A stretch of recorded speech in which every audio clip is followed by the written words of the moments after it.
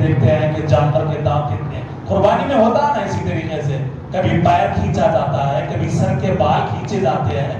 کیا تمہارے ساتھ بھی ایسا ہی ہوا تھا اس سے پہلے؟ اگر یہ تمہاری بیٹی کے ساتھ اگر ہو, تمہاری بہن کے ساتھ اگر ہو, تو کیا تم اس کو برداشت کرو گے؟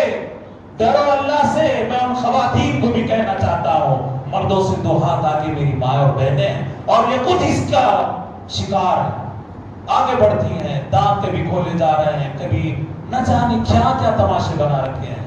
پوچھو آپ اچھی طریقے سے, بات کر کے دیکھ لو. گونگی نہیں ہے, بچی اندھی نہیں ہے, واقعہ یہ آپ کا آنکھیں دیکھ سکتے ہیں, مگر اس طریقے سے تذلیل کرنا یاد رکھو, اللہ تعالیٰ بھی ان لوگوں کو ذلیل اور خوار کر کے رکھے گا.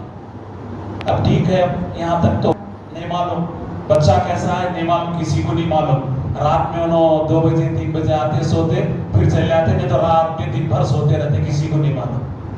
آپ حجام کی دکان میں جائیں گے, اس سے پوچھیں گے, دریافتی کریں گے. سود خوار کے پاس جائیں گے, دریافتی کریں گے, بھائی بچہ ایک ایسا فوٹو دکھاتے پھریں گے, سب کریں گے. مگر کبھی توفیق نہیں ہوتی کہ مسجد کے اندر آئے, کبھی توفیق نہیں ہوتی امام سے پوچھیں کہ بچہ کبھی نماز میں دکھتا بھی ہے یا نہیں, نمازی بھی ہے یا نہیں ہے. کم سے کم 7 دن جمعہ کو تو آتا نہیں آتا, وہ بھی نہیں دریافتی ہوتی. مسجد کی